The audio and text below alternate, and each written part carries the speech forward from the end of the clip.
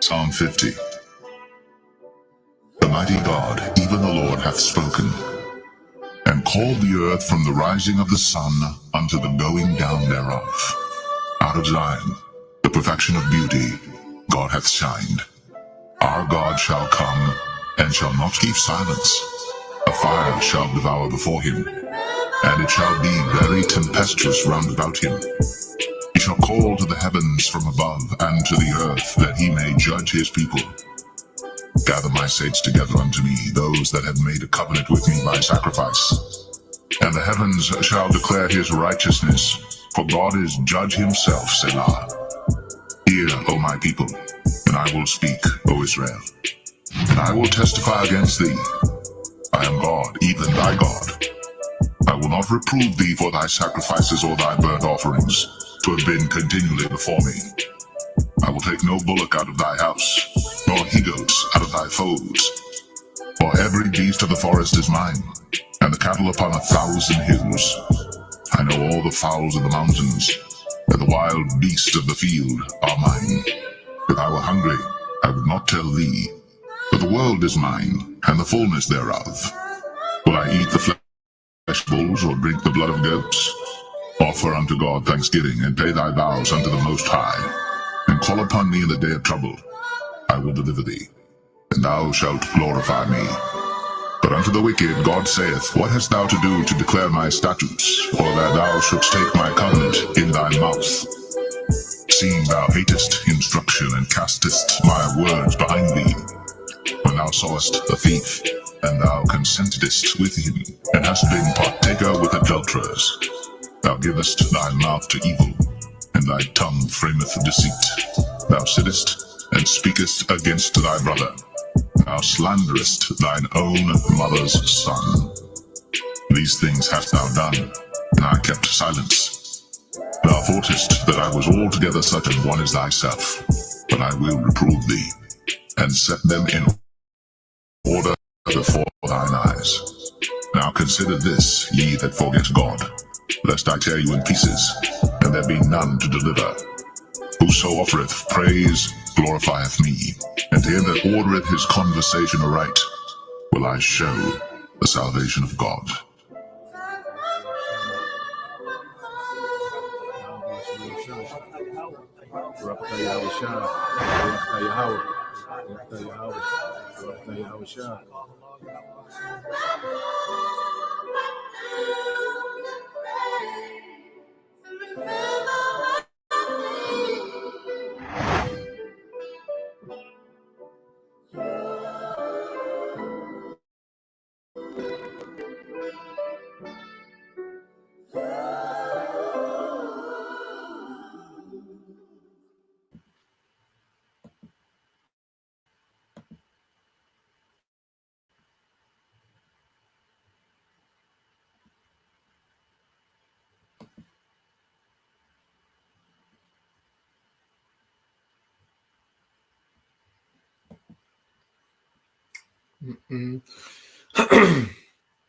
All right, Shalom.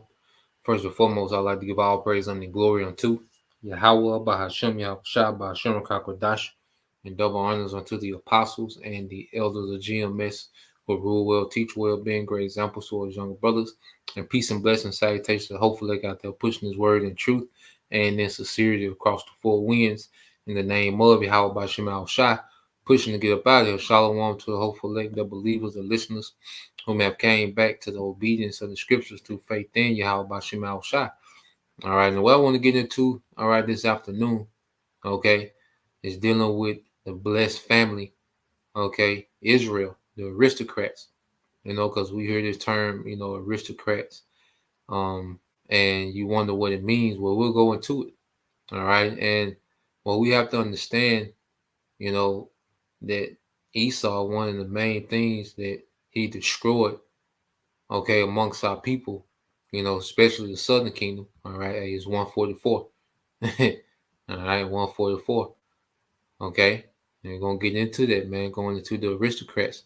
But one thing that Esau Edom did, with our people, that devastated us the most is he destroyed, family, and Esau made it as if it was a light thing, okay, when it came to the family order, okay, and pretty much it's the curses, how the husband will have an evil eye, towards the wife will have an evil eye towards the husband and the children, okay, because at the core of any empire is families, okay. That's why you watch, any movie, or a time period, okay, you will have the king, and then you will have these particular families, okay, that would pretty much, be in the courts of the king, okay, and you will see those families making moves, all right, and it wasn't making moves to not just, gain clout and status and wealth in their current life, okay, but they was making moves, okay, to ensure, all right, the legacy and the prosperity of the family, okay. Your family name was extremely important, okay. Well, we in the society now, well, Israel, all right, we as a people, as we pretty much exist as individuals.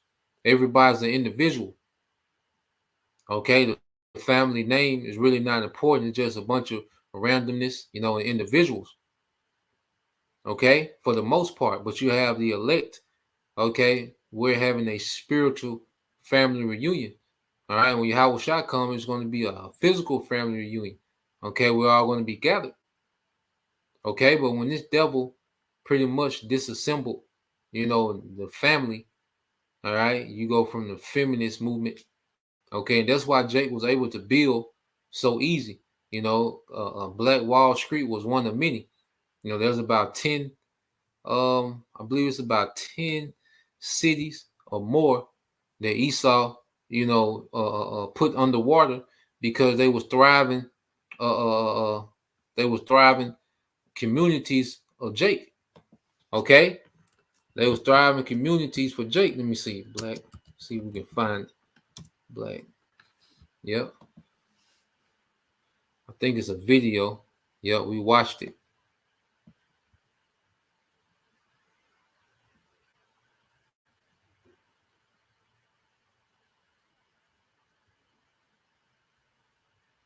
So, just real quick, and I'll put the link up. Okay, probably watch a little bit of it, a few minutes of it, and y'all ain't got nothing to do here, so we in captivity. Y'all off work, goddamn. So, I'm just talking though, but I want to cause we did I had did. Yo, I'm loving this outfit from Stitch Fix. This look is definitely going to elevate my game. Oh, no, these are awesome. First thing you have to do is fill out a style quiz. This will give the stylists everything they need to help shop the best. Imagine living in a thriving. So yeah, I'm gonna play a little bit of it, a few minutes of it. I'm gonna put the link. You want to watch the rest of it. All right, but the thing that you have to understand, we have family structure, okay, and there's power within family. That's why you had certain rules where you didn't commit. You had laws where you didn't commit adultery because that would devastate two families. Because someone commits adultery, okay, that means there's a family that's finna lose a husband, and there's another family that's finna lose a wife. So you just, all right, hindered two families. Okay, you brought shame to two families, and you hindered, all right, the function of a family, man. Okay, the Bible is extremely pro-family, man. Even with the law of grape, okay, where people lose their mind, there was there, okay, to promote, all right, pro family. Yeah, yeah, it's cool, brother.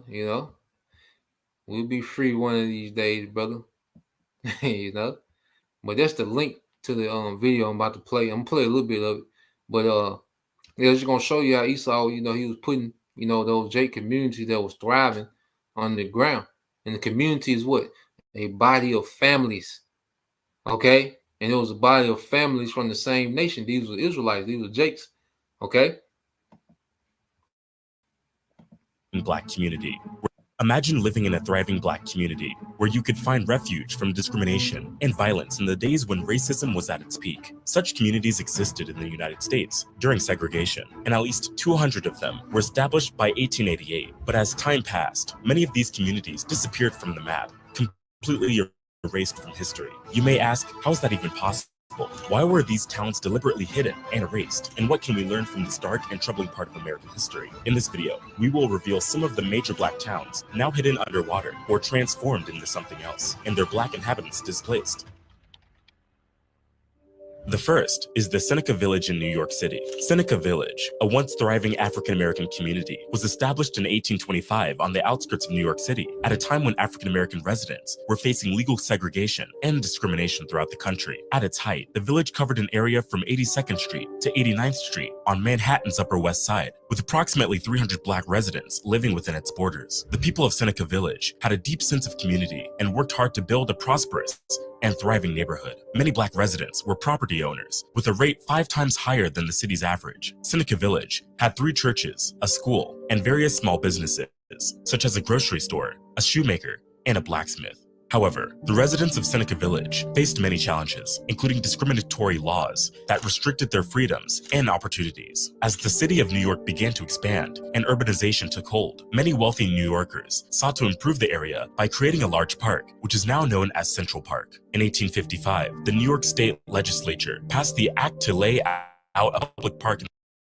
the city of New York, which authorized using the eminent domain to seize land to create Central Park. The residents of Seneca Village were accused of being a public nuisance and were forced to leave their homes to make way for the park's construction. The community was disbanded by 1857, and the residents were forced to relocate somewhere else, mainly to Manhattan's Lower East Side. The erasure of Seneca Village is one of many examples of systemic racism and forced displacement of Black communities throughout American history. The people of Seneca Village had built a thriving and prosperous community against all odds, only to be pushed aside by the government and the wealthy elite. The loss of Seneca Village was a traumatic event for the African-American residents who were forced to leave their homes and businesses behind. Today, the only remnant of Seneca Village is a commemorative plaque dedicated in 2001 to the lost village. The story of Seneca Village serves as a reminder of the many vibrant Black communities lost due to discrimination and systemic racism in the United States. But while this seems traumatic, many African Americans in Alabama faced a more devastating incident. Before we get into that, we'd like to introduce a new segment called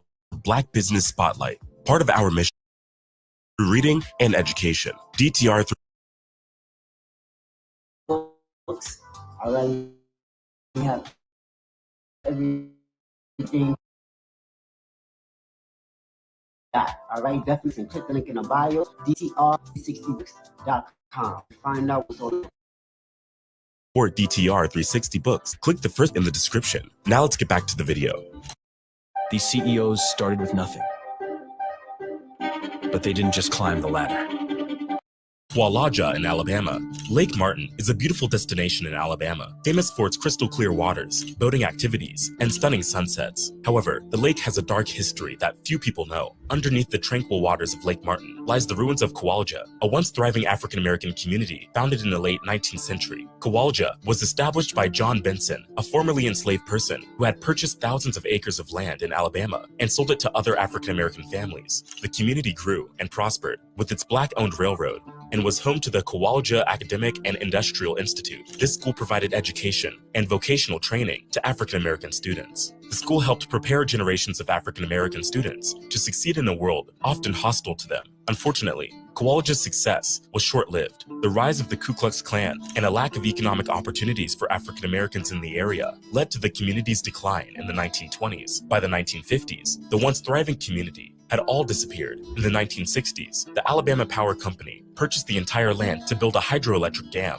which led to the creation of Lake Martin. The loss of Hualaja was a devastating blow to Alabama's Black community. It is just one of the many mind-boggling examples of how Black communities in America were systematically destroyed and forgotten throughout history. Despite this erasure, efforts are being made to preserve the memory of Hualaja and honor its legacy. The Hualaja Historical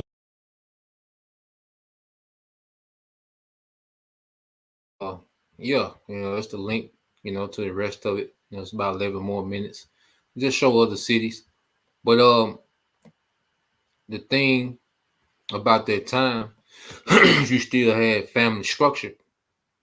Okay, you still had family structure. And remember, the Israelite man, all right, and the Israelite woman are the smartest, okay, most ingenuitive people on earth. Okay, and you when you have family structure amongst Israel, you're gonna get prosperity. Now we didn't have the knowledge, but our people wasn't wicked neither. Our people, we had, their generation. Okay, they were way more spiritual, and they did have some type of they had a reverence of the Bible. They didn't have the understanding of the mysteries and the breakdowns. Okay, but they did have a strong faith, and they tried their best to upkeep certain things of the Bible. But they had that structure, that family structure, man.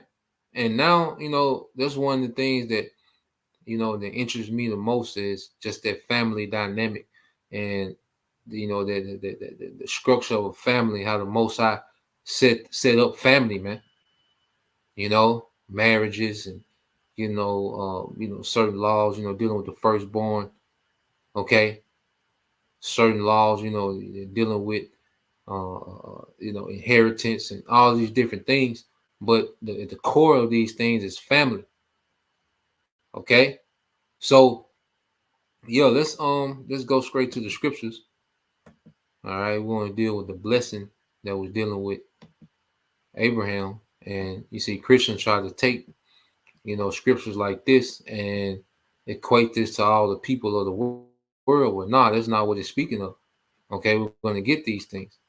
All right, so this is Genesis 12:1. It says, now the Lord has said unto Abram, okay, get thee out of the country and from thy kindred and from thy father's house unto a land that I will show thee. And all right, in which we had to separate from our father's house. We had to separate from our people. Okay, the traditions, because your father's house came with traditions and expectations. Well, we had to separate from the expectations of our family. The Christian church, or whatever, was the thing of your family. Hey, we had to separate from that thing. And the Lord started dealing. Okay, it says, and I will make and I will make of thee a great nation, and I will bless thee and make thy name great, and thou shalt be a blessing. Okay, so this was promised to Abraham, but guess what? That blessing is going to trickle down to all the descendants of Abraham through Isaac and through Jacob and through those tribes. Okay, and we're going to show it. All right, and I will make thee a great nation, and I will bless thee and make thy name great, and thou shalt be a blessing. And I will bless them that bless thee, and curse him that curse thee, and in thee shall all families of the earth be blessed. Okay, and Christians will take this. All right, even got Israelites, who try to use this. Israelites that teach all nations going to be saved. Okay, well, all nations can make it, which they, that can't make logical sense. Okay, so when it says, and in thee shall all families of the earth be blessed, that's speaking of Israelites. Now, under our rulership, okay, when order is restored in the earth, the nations, the actual other nations, okay, they will get to enjoy, okay, a righteous kingdom. Okay, let's get this. They will eventually enjoy a righteous kingdom, but the blessed families are speaking of Israelites, and we're going to prove it. Okay, this is Proverbs 29:2 said, when the righteous are in authority, the people rejoice. But when the wicked beareth rule, the people mourn. Okay, so under the authority of the righteous, the heathen will eventually enjoy a righteous rulership, man. A clean earth, a refreshed earth, man. Okay, the earth being ran in righteousness, order, families being restored. No more alphabet community, no more wars. Okay, They're gonna get to enjoy those things, but they won't be of the blessed families, man. Okay, and let's prove it first. Let's deal with that word blessed, which Apostle Tahar he always goes into. Let's deal with this word blessed, and then we're gonna deal with families. Okay, because who is promised these things? All right, so the Lord. Let me go in the linear. Okay, so you go here. So you go to the word blessed, which is barak. All right, in the Hebrew, and you go into these words. You go into the definition. It says blessed to kneel, to kneel. Okay, to be blessed is mean you have people kneeling unto you. All right, to praise, to salute. Okay, and who is that promised to? Okay, let's go here. Kneel, to bow down. Let's get it. Let's get Genesis 27. All right, in verse 28. All right. We went to that word blessed. It means to kneel, to bow. Okay. It's when you bless, when you have people bowing to you. Okay. Just because of your lineage. All right. This is Genesis 27 and 27. It says he came near and kissed him, and he smelled the smell of his raiment and blessed him. All right. And said, see, the smell of my son is as the smell of the field which the Lord have blessed, which is the earth.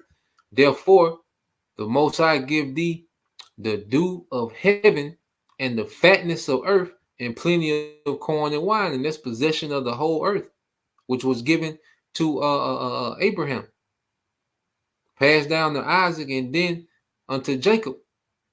Okay, and Jacob's seed, and everything that comes from the lineage of Jacob, of Israel, okay, will be blessed, beginning with the elect. Okay, and it says, let people serve thee.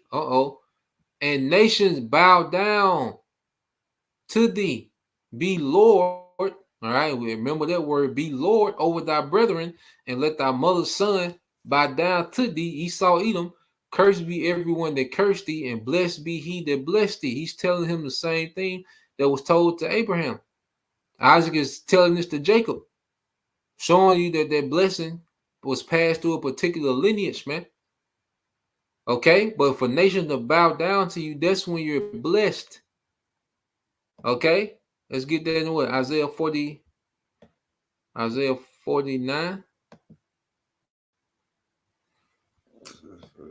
I believe it.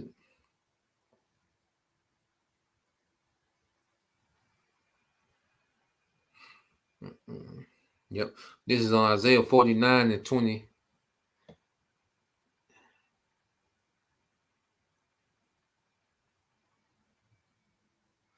Start at 23. And it says, and kings, okay, shall be thy nursing fathers, and their queens, and this is the nobilities of the nations, thy nursing mothers.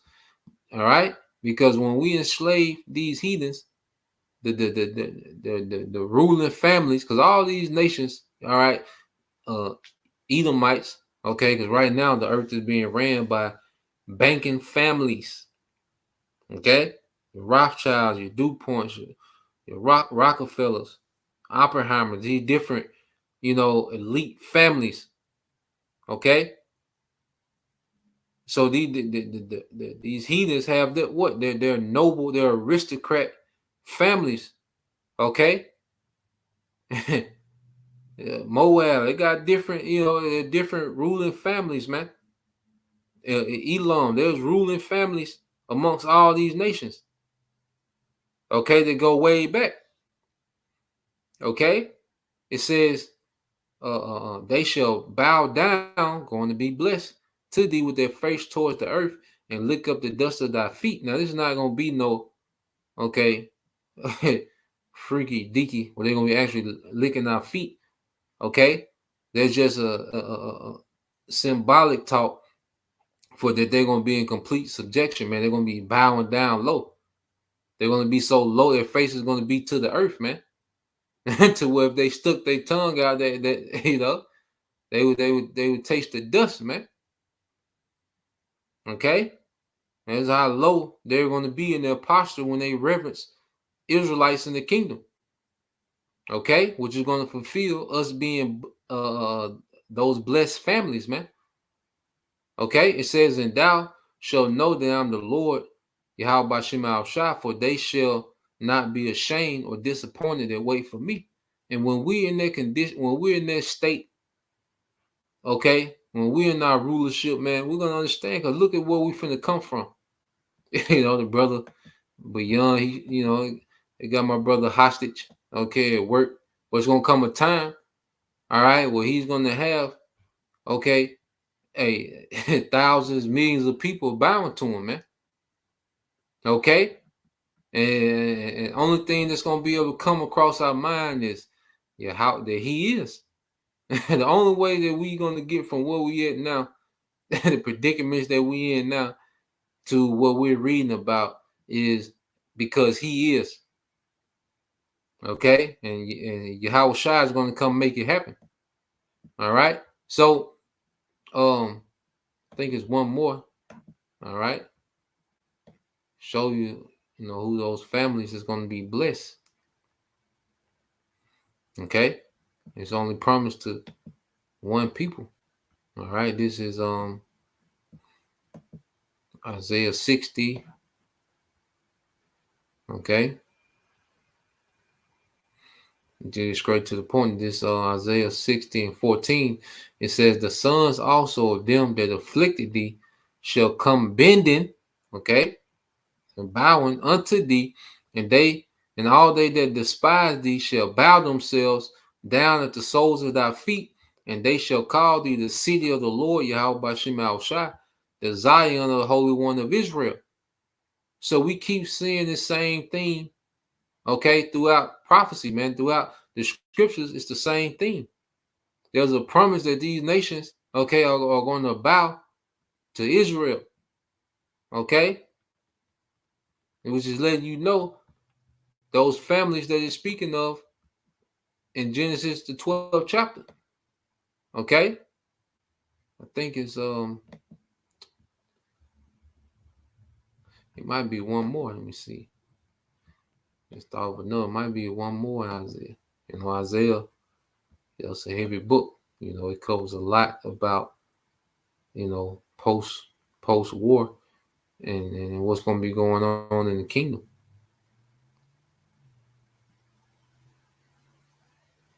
Yep. This is Isaiah 45:14. It said, thus said the Lord, Yahweh Shema Shai, the labor of Egypt, okay, and the merchandise of Ethiopia, speaking of Hamites, and the Sabians, being the stature, shall come over unto thee, and they shall be thine, which means they're going to be our possession. Okay, they shall come after thee, in chains they shall come over, okay, in bondage, and they shall fall down unto thee. They shall make supplication, which is to beg, unto thee, saying, surely the Most High is in thee. Okay, surely power is in thee, and there is no else. There is no power. Okay, and these heathens are going to know that there is no other power that exists outside of Yahweh Shema Shai, and he's going to be all right in the midst of his people. Okay, but it says what? They shall fall down unto thee, man, which is to bow. Okay, so we go back to Genesis 12, and you get, all right, let's get that word again just to bring it home, and then we're going to that word families. All right, so Genesis 12 and 2. Yep. So you get that word bless. Okay, what does it go into? Barak. Okay, to bless, to kneel, okay, to be adored, to cause to kneel. All right.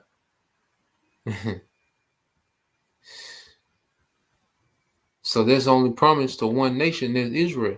So you go here to prove that they're speaking of Israelites. When you go read verse 3, and it says, The Genesis 12:3 says, and I will bless them that bless thee, and curse them that curse thee, and in thee shall all families of the earth be blessed. And in thee shall all families of the earth be blessed. Okay, so you go into this word, all right, families, all right, which is in the Hebrew, Masha, Mashapach, all right, Mashapach, all right, which goes into a clan, a family, a tribe, okay? And you go here, it says aristocrats, okay, aristocrats. Now, let's get this word aristocrats, and let's see what that describes, and we're going to get how we as a people are the Lord, set us up to be aristocrats. So you get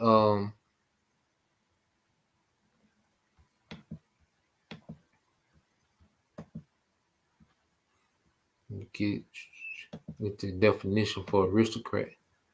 All right, you go into it. All right, it says a member of an aristocracy. Okay, but you go into the synonyms. It says a noble man, noble woman, a lord, okay, a lady, okay, a top person, member of the upper crust. Okay, so you go into it. All right, it says a top person, member of the upper crust, a nobleman, noble woman, lord or lady. Okay, because as sons and daughters, we of nobility, we of a noble family, being descendants of Abraham, Isaac, and Jacob. Okay, so let me see. It's another definition, I think. Okay, yep. And remember this. Matter of fact, I'm gonna say that one. We're gonna come back to that one. We're gonna come back to it.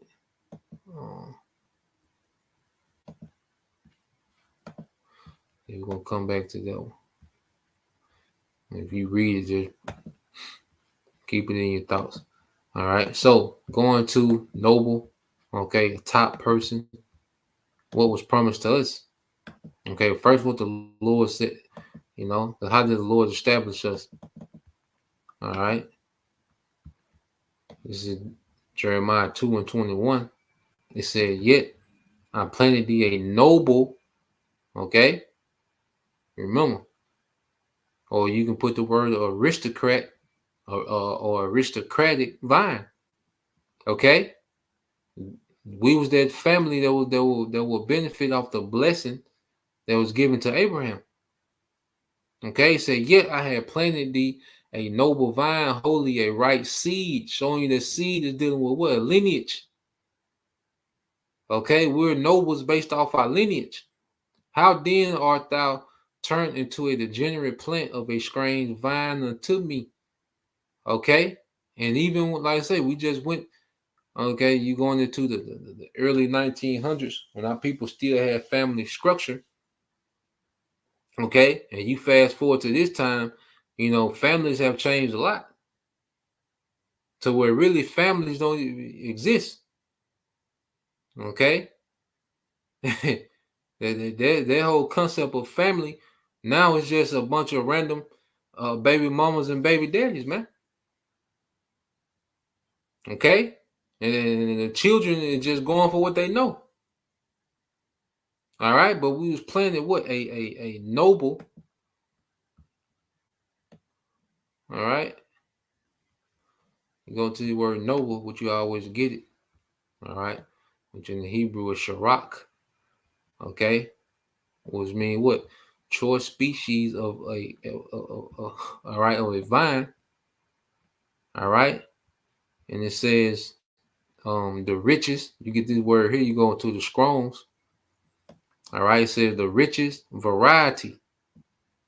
Okay, and you look at the Israelite man and woman, we're of the richest variety. Okay, and this is why you see Israelites being used so much to influence the earth. Okay, because even in our lower state, we're still of the richest variety, man. Jake still, rises to the top of whatever captivity they're in, even if they're even that our people slave have no power, okay, but they still garner to get attention and influence because hey, we're the richest variety, man, of people, okay. Just based off and all the talents that we have, okay, is based off what our lineage, how the Lord, how He made us, man. You see,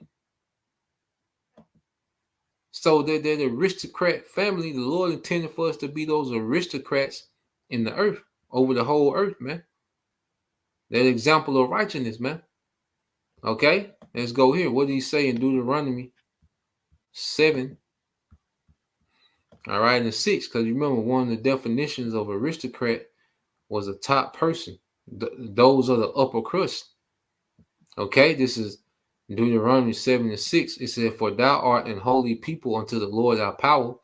The Lord our power have chosen thee to be a special people unto Himself, above all people that are upon the face of the earth." Those noble families. Israel is supposed to be a nation of nobles. Okay? All right? The Lord is saying this. He created us to be above all people. Let's get to Deuteronomy 28. Okay? He created us to be those aristocrats, man. All right? This is Deuteronomy 28. And this was for our obedience. This is Deuteronomy 28 and 13. It says, "And the Lord shall make thee the head and not the tail, and thou shalt be above only, and thou shalt not be beneath, if thou hearken unto the commandments of the Lord thy power, which I command thee this day to observe and to do them." Okay, which we didn't uphold our part of the deal. All right, and we find ourselves what? Being the tail and not the head. You go down to the curses. All right, what the Lord is finna Yahweh Shai. All right, through Him, everything is going to be made right. Okay, we're going to get it. This is Deuteronomy 28 and 44. Now, this is the curses. And it says, matter of fact, let's read verse 43. Deuteronomy 28 and 43 says, "The stranger that is within thee shall get up above thee very high, and thou shalt come down very low." Okay, so our disobedience led to us being at the bottom of the bottom. To now, we're degenerate. We live as animals, man. Because we read the story of Nebuchadnezzar, how he went, okay, from ruling the superpower. All right, he was the top king in the earth at that time, and he went from that to living like a beast. Okay, and that's pretty much the situation we're in, to where our people are like beasts, man. I was talking to a Jake I was riding with today, and he said how he had to move from this little town down here in Mississippi because of how bad it has gotten. And he said that it was 12 and 13-year-olds just walking around with Uzis, man, and how the police were scared of them. Okay, 12 and 13, man, with Uzis. Okay, this is us in a very low condition, man. Okay, the women are defiled, and then the men are just degenerate, and they terrorize each other, man. This is a very low condition. The alphabet community is running rampant. This is us being very low as a family of people, man. Okay, but the Lord is dealing with the elect, and we're being polished up, man. Scripture said how He would, make His jewels. Okay, He's polishing up, all right, His people. He found us in a rough place, like where you'll find stones and they'll be in a rough condition. Okay, and you'll have to labor and polish. You have to take it through different processes, and then the finished product, that's what's desired, man. Okay, and that's what's happening with us, man. All right, the Lord is taking us out of these rough, okay, situations and making us to shine, man. And it begins with this through faith, all right, and this wisdom. Okay, verse 20, Deuteronomy 28 and 44 says, He shall lend to thee, and thou shalt not lend to him, and he shall be the head, and thou shalt be the tail. Okay, so this was a punishment, us being the tail. But what is Yahweh Shai coming to do? Let's get that in Matthew. Okay, look at that Matthew thing, 19. Yep, brother, the water, brother. All right, this is brother Bayon Yasha'Allah. Okay, it says, this is Malachi 3 and 17. It says, And they shall be mine, said the Lord of hosts, in the day when I make up my Jews, and I will spare them as a man spare his own son that serveth him. All right, because now we're serving our power. Okay, and he's going to honor our service, by rewarding us with the privilege of rulership. And this time it's going to be eternal. Okay? And this time it's going to be eternal, man. All right? So the Lord is making up his Jews. He's laboring with us, okay, in this captivity to make us that polished precious stone. Okay? Yeah. So let's go here. Yahweh Shai is coming to make everything right. This is Matthew 19, and I started it goes into the disciples' reward. It says, Then answered Peter and said unto him, Behold, we have forsaken all and followed thee. What shall we have therefore? Okay, so Peter is asking about, all right, the reward, because as a disciple, we forsake things, man. As we become disciplined under this teaching, hey, we forsake things, man. There's things that fall to the wayside, on our quest for rulership, man. Well, first was salvation, then rulership. So Yahweh Shai answers and says, And Yahweh Shai said unto them, Verily I say unto you, that ye which have followed me in the regeneration, when the Son of Man, okay, shall sit in the throne of his glory, okay, and we in that last reincarnation. Because all the disciples, the believers, the whole church, hey, eventually they died off. Okay, but hey, Lord will, we of that number, we're back. Okay, everyone in their lot. Okay, it says, When the Son of Man shall sit in the throne of his glory, ye shall sit upon 12 thrones, judging the 12 tribes of Israel, which he was letting them know, all right, that they was going to have those top thrones. Well, guess what? We're going to be a nation of kings and priests. Okay, and it's going to be an order. Each Israelite man, okay, is going to be an extension of the throne of Yahushua. Okay? And then every family of Israel, okay, is going to be blessed, which means these nations are going to bow, which means that, we're going to have that authority.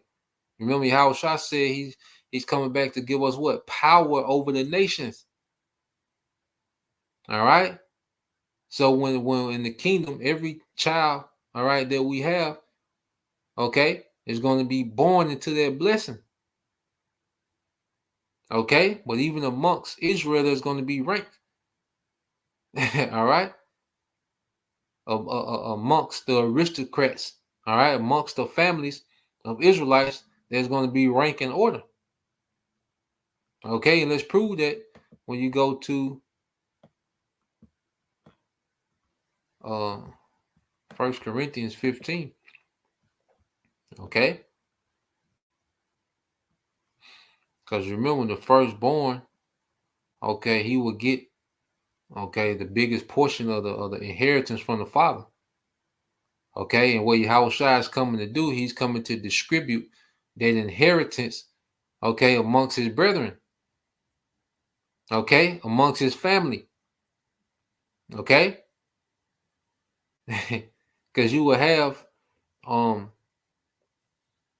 multiple families. Let's say you will have, it was 20 families of Judites.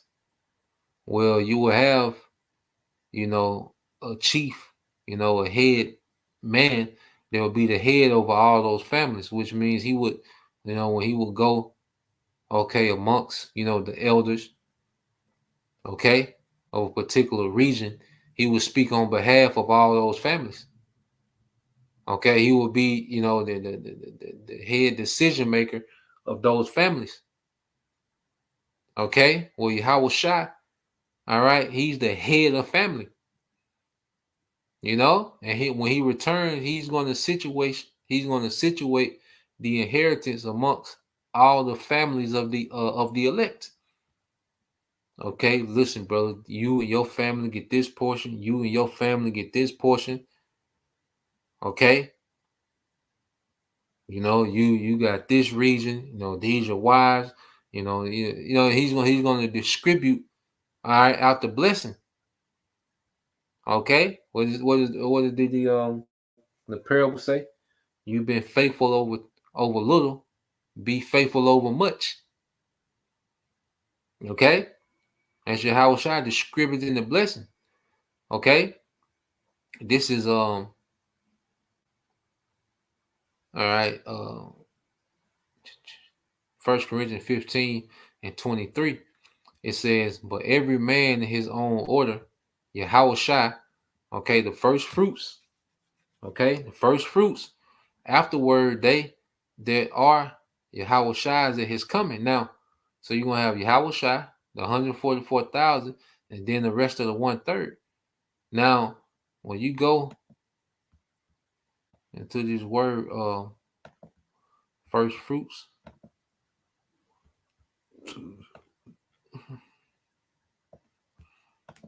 all right, you go into first fruits, which the Greek word a parke, okay, a parke, which go to the last definition. It says person superior in excellence to others of the same class. So even amongst, the nation of Israel, you're going to have, superior families. There's going to be certain families that's going to be superior, okay, above the other families of Israel. As a nation, we all going to be an aristocratic nation, okay, a blessed people, okay. But even within that, those first fruits, those 144,000 are going to be those superior, okay. They'll be the aristocrats of the aristocrats, man. And that's why you go here real quick. Let's get this definition. Yeah, that's why I was holding that definition.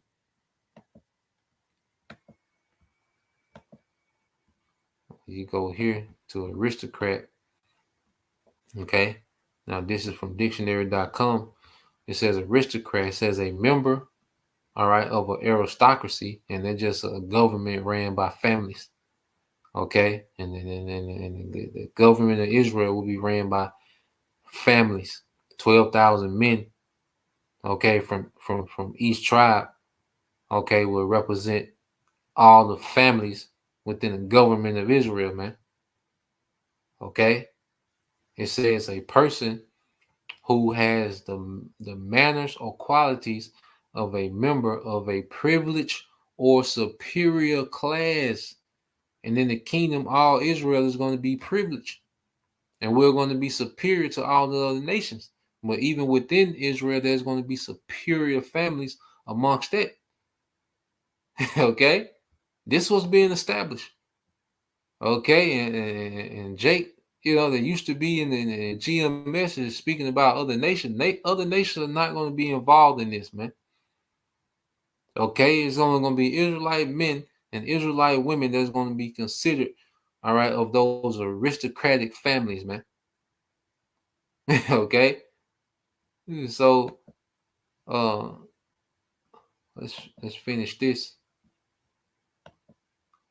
All right. Let me I say, and I pray that this is making sense. These are things we like to go into, man.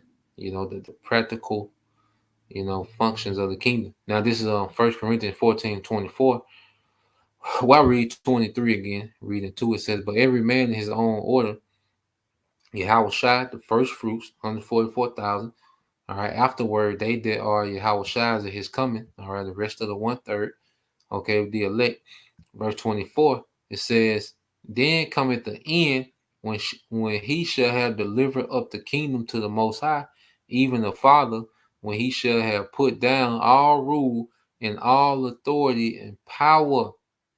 Okay. And that's what Yahushua is coming to do, to conquer the earth in righteousness and put down all rule and authority of the heathen, okay, of all these heathen families that are in rulership now.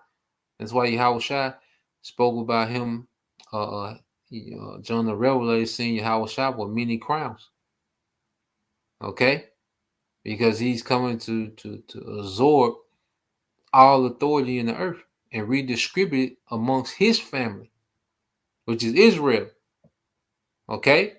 It says, "For he must reign till he have put all enemies under his feet," all these other nations. "The last enemy shall be destroyed is death." And that's when we're changed. Okay, because this is going to be an immortal. Because see, you look into these families, you watch these movies, Game of Thrones, they're scrambling. You have the heads of the house, trying to scramble to put things in order because they knew eventually they was going to die. So it was always urgent to make these particular decisions to position, the family, all right, to be in the best position in the long run. Okay, in the kingdom, we're going to have immortality, man. Okay, we just going to be, So yeah, I think the point been made. Lord will, all right, you brothers, and all right, you sister was edified, man. And we're becoming nobles, and that's why it's different. We live by a different standard now. The world look at it as strict, but nah, we nobles. As men, we can't just, like what scripture tell us as men not to deal with light women. Because we're becoming nobles, man. Okay, and brothers have to understand, hey, every day we're in this truth, man. Your seed is becoming more and more valuable, man. Every day that we get closer to Yahushua, our seed as men is becoming more and more valuable, man. And you don't just put that seed anywhere. Okay, as women, you're daughters of Zion, man. You're noble daughters, man. Okay, you don't just link yourself to anything. Now, if you in a situation, it is what it is. You just gotta have patience. It's part of your fight. But if you don't have anyone, you don't just link yourself to anything, man. Okay, you have to carry yourself as of a noble class, man. Okay, so yeah, just want to put that out there, man. Lord will, you brothers, all right, and you sisters edified once again. Gonna give all praise and glory unto Yahweh, Bahashem, Yahushua, Bahashem, Kakadash, and double honors unto the apostles and the elders of GMS who rule well, teach well, being great examples for his younger brothers, and peace and blessing salutations to the hopeful elect Shalom.